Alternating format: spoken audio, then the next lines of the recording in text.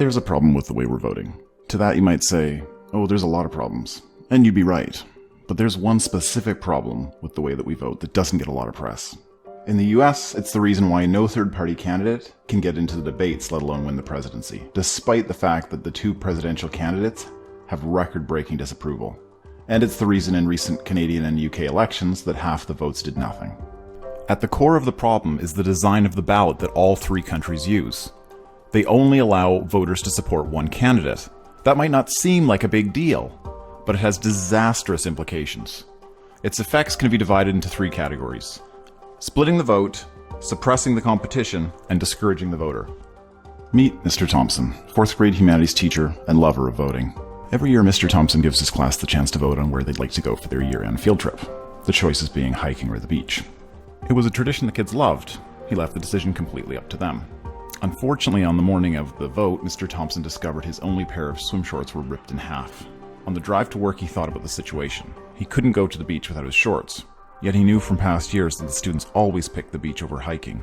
If only there was some way he could manipulate the process to allow hiking to win without making it seem obvious that he was trying to avoid the beach. And then it came to him. He'd add another option to the ballot: the water park. He arrived at school and created the new ballots. The kids were initially really excited to have a fun new option on the ballot. That excitement turned to bitter disappointment when the results came in. For the first time ever, Mr. Thompson's class would be going hiking. How is it that adding another option could affect the outcome of the vote so much? Imagine the class as being composed of two groups: hiking supporters and water sports supporters. When you have two options, each group votes for their respective option. Because the water sport group is bigger, they always win. That is, until their support gets divided.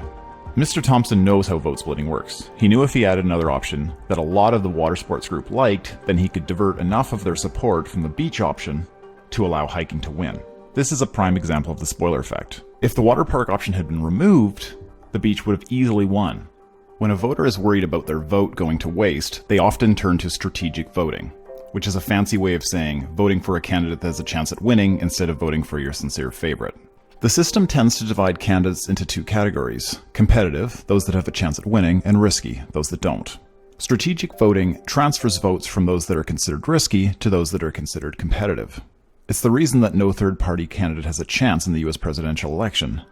The candidates of both major parties can sincerely claim they're the only one that can defeat the other, and that voting for a third-party candidate is throwing your vote away. The system discourages voting in a variety of ways. It wastes a lot of votes. In the 2015 federal election in Canada, in the Canadian province of Quebec, there was 4 ridings where the winner won with less than 30% of the vote.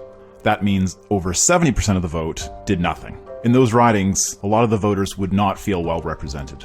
The term safe seat refers to a seat in a non-competitive riding that nearly always goes to the same party. Because of this, the riding tends to be mostly ignored, even by the party that usually wins, because everyone assumes that the outcome will be the same.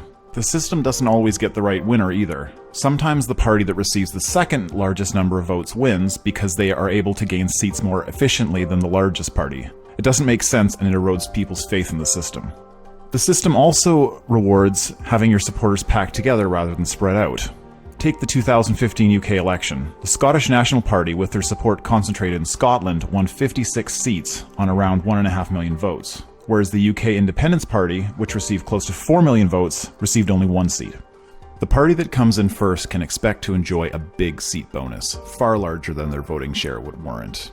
As you can see from recent elections in the UK and Canada, the winning party received less than 40% of the vote, which was enough for over half the seats, which was enough for all the power. Meanwhile, the smaller parties received minimal or no representation. It's the Olympic equivalent of cutting the bronze medal in half and giving it to the gold medalist.